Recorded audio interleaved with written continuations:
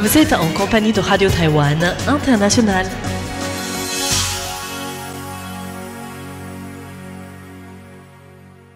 Bonjour à tous et bienvenue à l'écoute de Radio Taïwan International. Pour ce samedi 6 septembre, nous vous invitons tout de suite à suivre le courrier des auditeurs.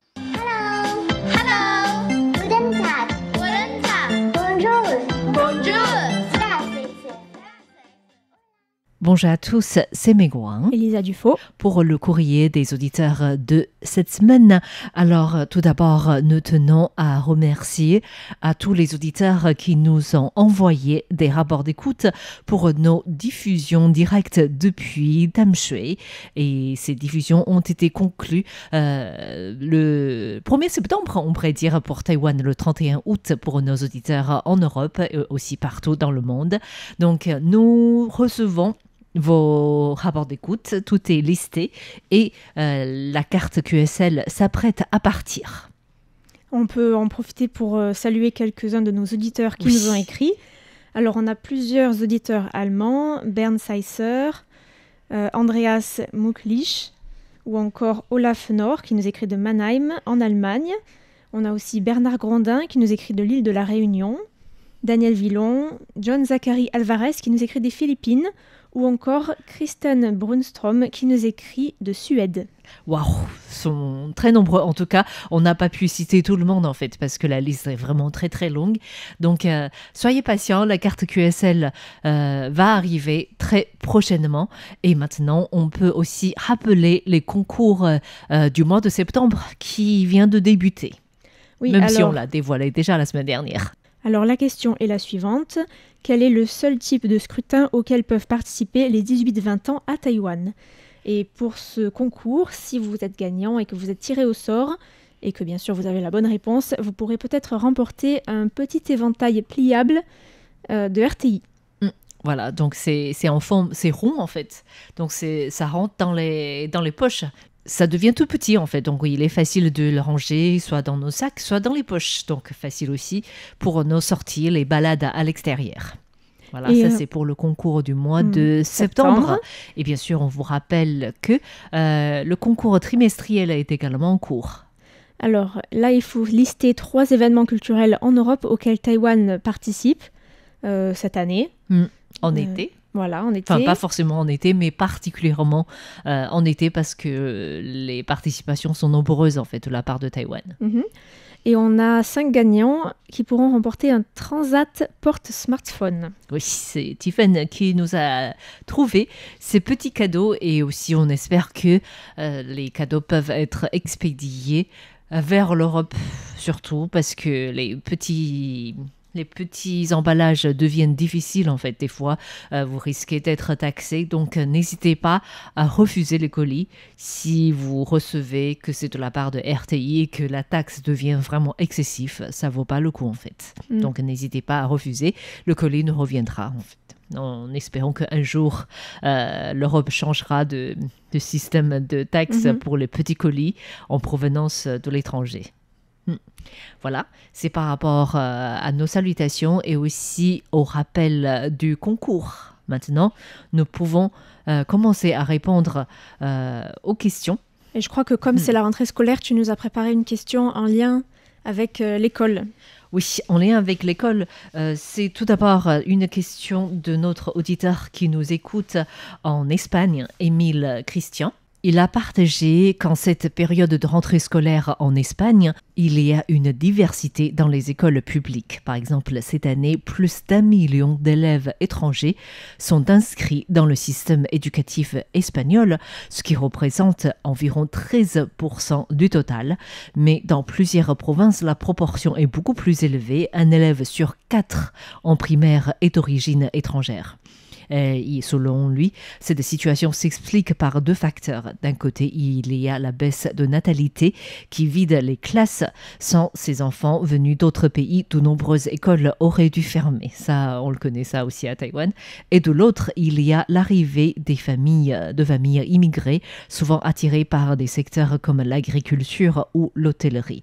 Et il a dit que la diversité est une grande richesse culturelle, mais elle peut poser aussi des questions, des défis en fait, comme les langues, car certains enfants qui arrivent sans parler espagnol.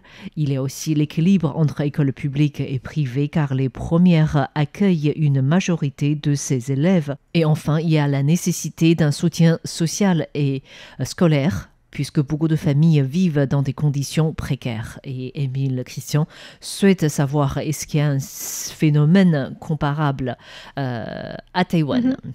En fait, la situation à Taïwan est un peu différente parce que ce qu'on appelle des étrangers, c'est surtout, on n'a pas vraiment une part très importante des personnes qui sont complètement étrangères, en fait, de nationalité étrangère. On a surtout des enfants qui sont issus des couples mixtes. C'est ce qu'on appelle les nouveaux immigrés. Les nouveaux résidents. Par exemple, en 2023, dans les différents niveaux de l'école à Taïwan, on compte 268 000 élèves qui sont issus de couples mixtes. Ah oui, c'est beaucoup quand même. Ce sont généralement des nouveaux résidents, et ce qui représente 6,8% de l'ensemble des scolarisés, des personnes scolarisées à Taïwan. C'est quand même significatif, hein? C'est significatif, mais c'est en baisse dans le sens où le nombre d'enfants issus des couples de nouveaux résidents est en baisse aussi. D'accord. Comme à la plupart des Taïwanais en fait. Voilà. Donc ça c'est par rapport à l'ensemble de la situation, mais au niveau de l'université, ce nombre est en augmentation. Selon les données du ministère de l'Éducation, cette année, Taïwan reçoit 120 000 étudiants étrangers. Ceci est notamment en lien avec les politiques d'accueil, parce que les universités taïwanaises, pour s'aligner dans la politique vers le sud, font beaucoup de promotions pour accueillir des étudiants du sud-est asiatique. C'est une croissance continue depuis 4 ans déjà. En 2020, par exemple, il y avait seulement 80 000 étudiants étrangers. Alors, la croissance vient surtout des étudiants vietnamiens, c'est-à-dire environ 40 000. Le Vietnam reste d'ailleurs la première source de provenance d'étudiants étrangers pour Taïwan, et 76% de ces étudiants sont là pour faire un diplôme. En fait, c'était pas donc de cours. Ce ne sont pas des étudiants d'échange. Oui. Donc, les étudiants vietnamiens représentent 32% des étudiants étrangers à Taïwan, suivis des Indonésiens, 13%, des Malaisiens, 7%, des Japonais, 7%, et des Hongkongais, 5,6%. Alors, étant donné que les échanges ne sont pas vraiment rétablis entre Taïwan et la Chine au niveau de l'éducation, on a très très peu d'étudiants chinois. Il en reste environ 3000 et quelques étudiants des chinois. Étudiants de doctorat qui sont toujours là parce que ça prend plusieurs années Tout à fait. de compléter un doctorat. Ils n'étaient pas repartis après le Covid. Voilà. Et sinon, Christian Guibaudot avait aussi une question liée à la rentrée scolaire. Il a dit il souhaite savoir comment est organisée l'année scolaire à Taïwan. Est-ce que c'est comme en France? En fait, j'ai appris qu'en France, c'est une rentrée échelonnée. Oui. Donc, il y a toujours un jour de différence selon les niveaux. À Taïwan, ce n'est pas du tout le cas. C'est tout le monde ensemble, sauf au niveau universitaire. Donc, les élèves ont repris cette année. Le 1er septembre, je pense que c'est à peu près pareil. Il y a aussi des vacances échelonnées. Ce n'est pas toutes les zones en France qui sont... Il y a des zones scolaires. D'accord. Donc, les enfants sont pas, ont peut-être une semaine de décalage pour les vacances. Selon les régions. C'est pour répartir le nombre de touristes. Sans doute. Aussi. Sans doute. Oui, je pense, oui. Mais du coup, c'est vrai que ça peut être un petit peu galère des fois quand la famille est répartie dans différents endroits de France. Tout à fait. Il faut voir est-ce que nos zones vont correspondre. Mais à Taïwan, il y a une petite partie des élèves qui n'ont pas les mêmes congés. C'est des élèves qui suivent la pédagogie de Steiner Waldorf. J'espère que je prononce bien. C'est un système allemand qui est aussi introduit à Taïwan. Donc, à Taïwan maintenant, dans la plupart des villes, il y a des écoles qui sont affiliées à ce système. Donc, c'est pas vraiment comme le système d'éducation à Taïwan. Et du coup, ces élèves s'arrêtent, je crois, c'est 1 à 2 semaines toutes les saisons, en fait. Donc, au printemps, ils ont 2 semaines et en été, 2 semaines ou un peu plus. Donc, du coup, dans ce cas-là, la rentrée scolaire est un peu différente par rapport aux autres élèves à Taïwan. Voilà, c'est donc une question de Christian Kibodo qui complète celle de Émile Christian. Et Émile Christian avait une autre question qui est aussi intéressante à répondre, c'est sur les logements. Est-ce qu'il voulait savoir si les Taïwanais, comme les Espagnols, utilisent par exemple des Instagram ou Facebook pour trouver une chambre à Taipei ou à Kaohsiung. Est-ce que le public jeune actif passe aussi par ces canaux ou bien des plateformes spécialisées pour trouver un logement? En fait, la plupart des Taïwanais qui cherchent un logement, quand j'étais petit, il y a toujours des annonces, même des pancartes accrochées à chaque logement pour dire que ici c'est à prêter, ici c'est à louer ou à vendre, et ça existe quasiment plus en fait. Aujourd'hui on voit rarement des pancartes qui sont affichées à la fenêtre. C'est vrai, à vendre oui, mais à louer non. C'est très très rare, mais la plupart des personnes utilisent des sites internet qui sont spécialisés dans les locations de logements. Et là, la plupart du temps, ce sont des sites surveillés. Il n'y a pas vraiment de arnaque. En revanche, pour les réseaux sociaux, qui sont donc les nouvelles plateformes, que ce soit Facebook ou Instagram ou YouTube ou TikTok, il y a des problèmes de fraude, effectivement. J'avoue que j'aurais pas confiance de louer une chambre sur TikTok. Ça non plus. Selon les données de l'administration de la police, la hausse de fraude qui passe par ces réseaux sociaux pour les locations a augmenté de 28%. Wow.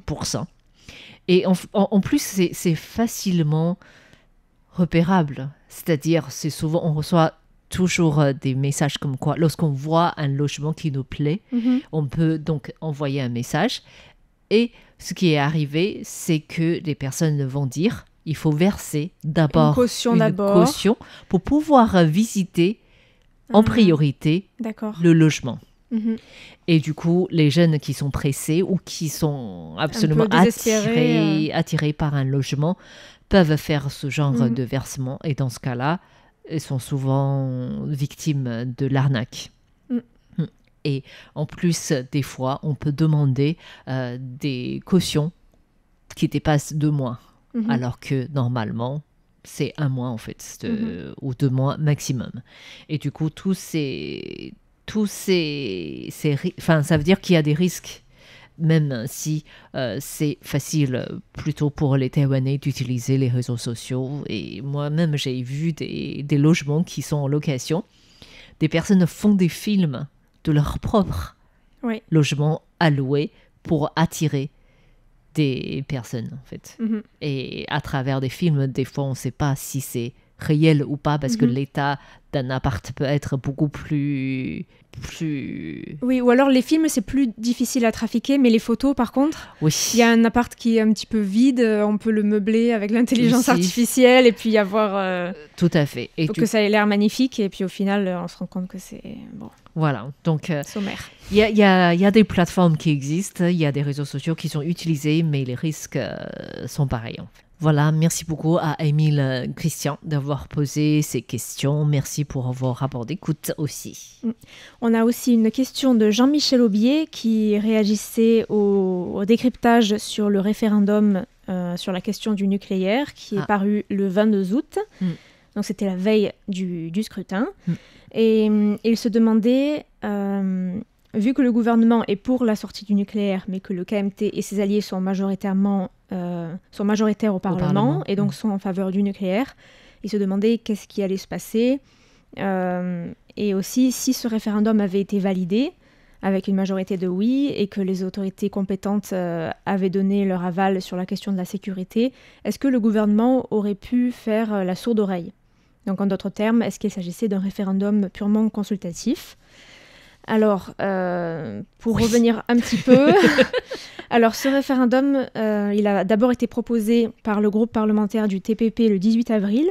C'était peu avant le décommissionnement du deuxième réacteur de la troisième centrale nucléaire de Taipower, donc la centrale de Manshan, dans le sud de Taïwan.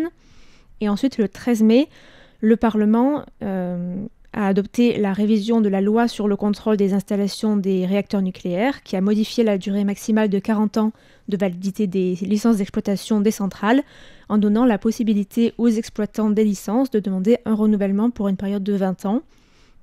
Et donc, si ça vous intéresse, il y a ce décryptage qui est paru le 22 août avec les 4 principaux points de discorde, à savoir la nécessité ou l'utilité de l'énergie nucléaire, tout simplement à Taïwan, dans le contexte taïwanais, et de la remise en marche de la centrale, mais aussi la question de la sécurité, celle de la gestion des déchets nucléaires, et enfin la question des coûts liés à un éventuel redémarrage de la centrale, qui, on le rappelle, est déjà arrêté depuis plus de 3 mois maintenant.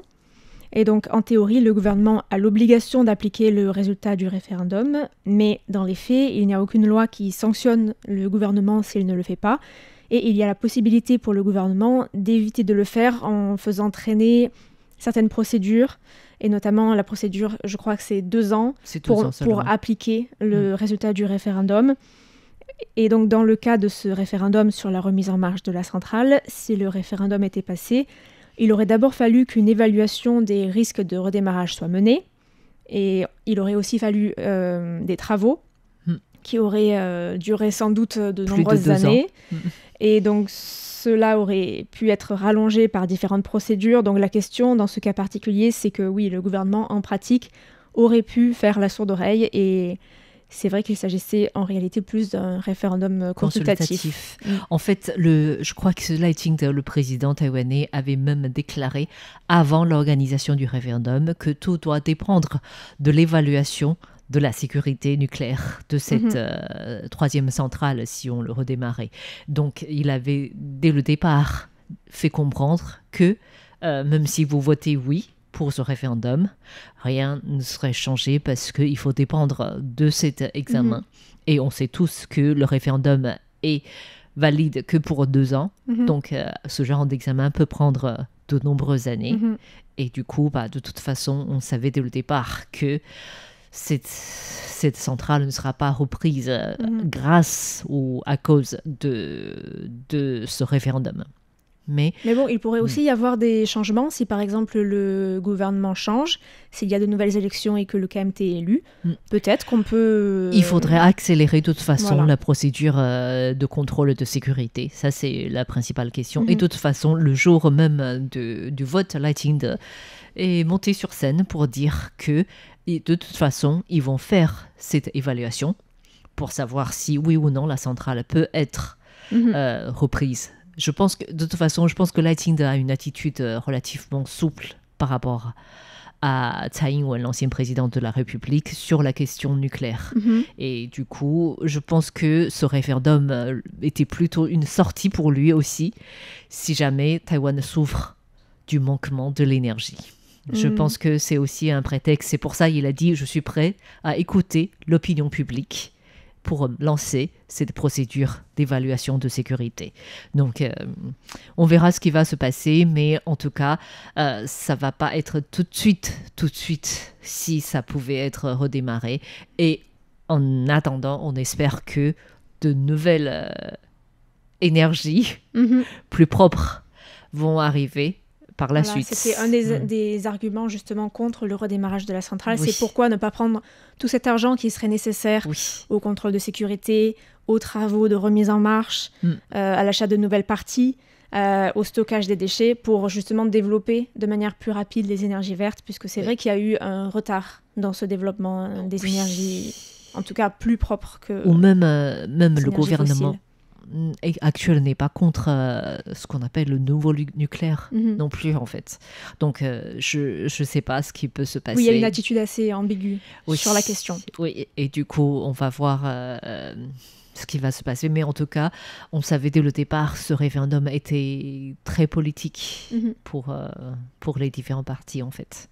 Donc on remercie Jean-Michel Aubier pour sa question et on vous Merci. rappelle qu'il y a le décryptage du vendredi 22 août sur les enjeux du référendum et les implications d'un éventuel oui. Donc si ça vous intéresse, il y a tous les détails qui sont dans cette émission. Merci. Donc, voilà. Et on a une dernière question de Paul Jamet qui nous dit qu'il redécouvre en ce moment les bienfaits de la sieste. Ah, Voilà. Et il se dit, justement, c'est l'occasion de se demander si la sieste est une pratique courante à Taïwan. Et il s'imagine que ce n'est pas le cas vu l'intense activité des Taïwanais.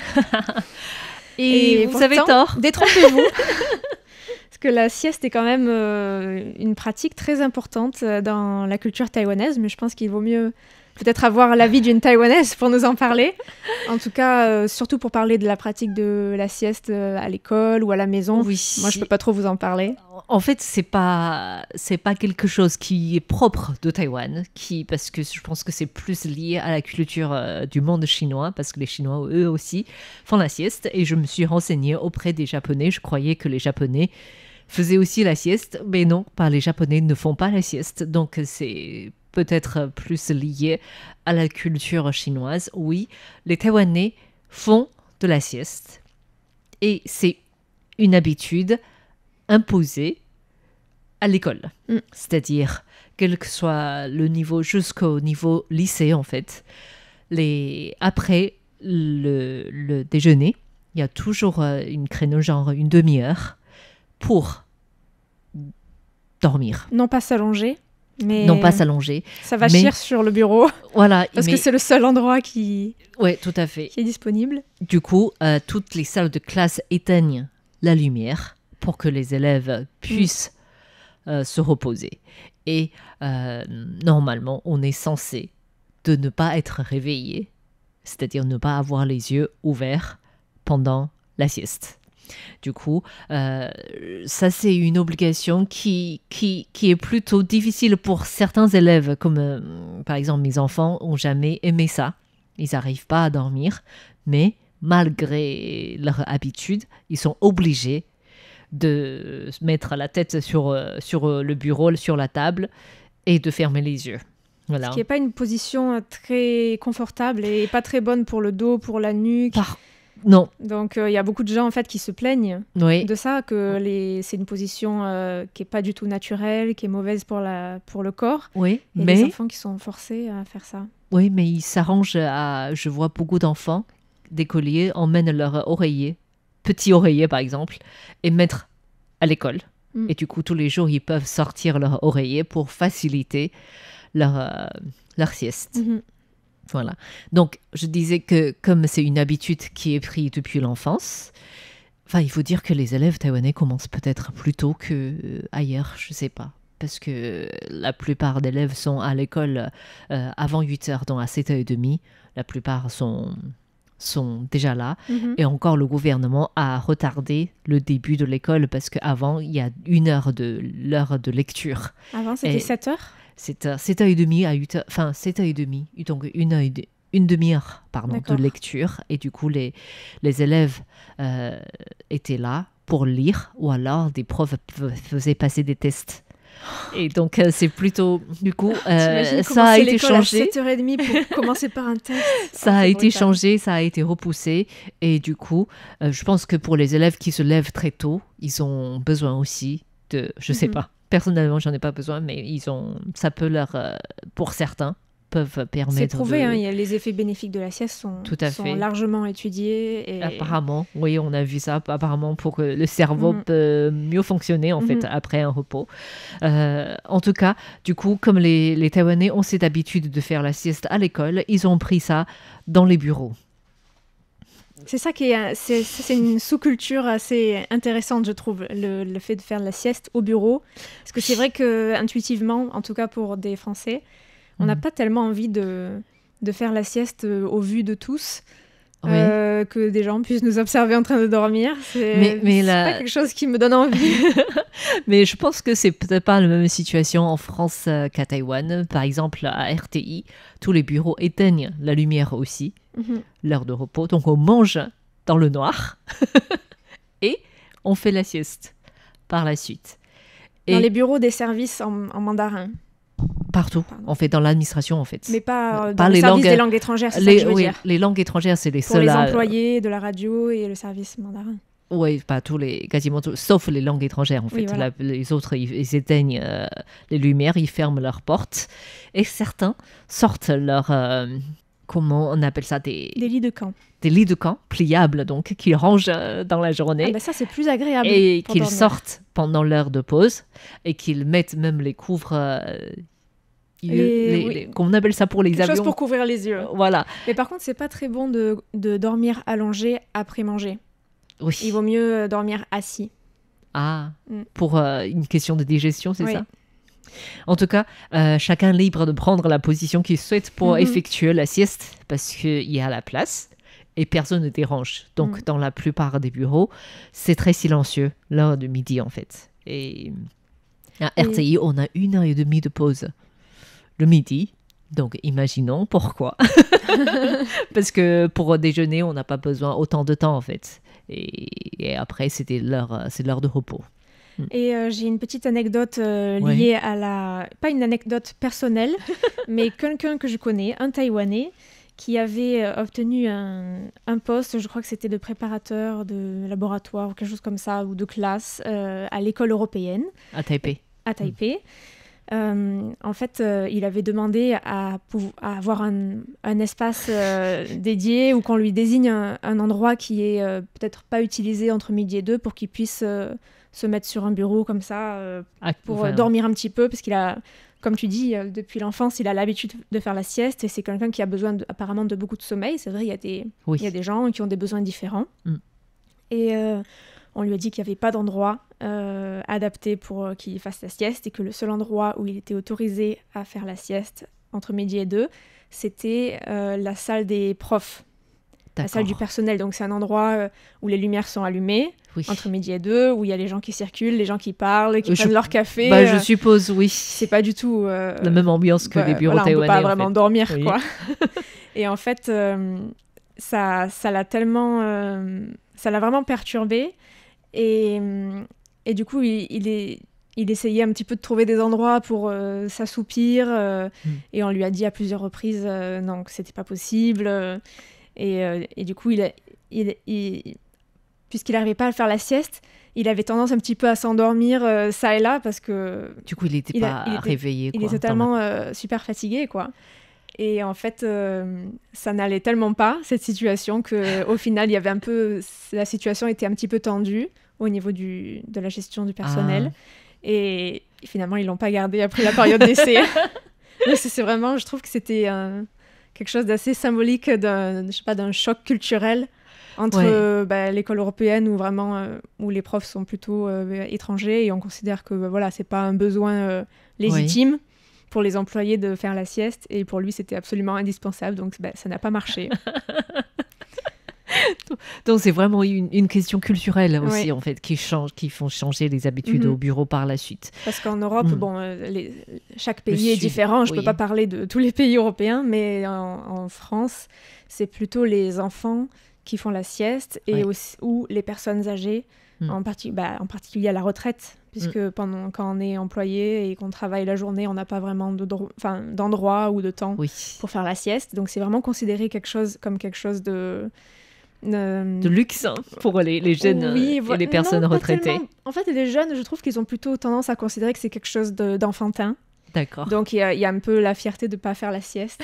Mais après, quand peut-être dépasser la trentaine, certaines personnes commencent à apprécier le fait de faire la sieste. Mais ils ne peuvent pas. Donc, c'est plutôt le week-end ou en vacances. Et ensuite... c'est les personnes retraitées, les personnes âgées, voilà. Le luxe. Plus on avance dans l'âge, plus on considère que c'est un luxe. Voilà. Donc, merci beaucoup à Paul Jamet d'avoir posé cette question. Merci à tous d'avoir suivi le courrier des auditeurs de cette semaine. Le temps s'est passé vite. C'était Megouin. Elisa Dufaux. À bientôt.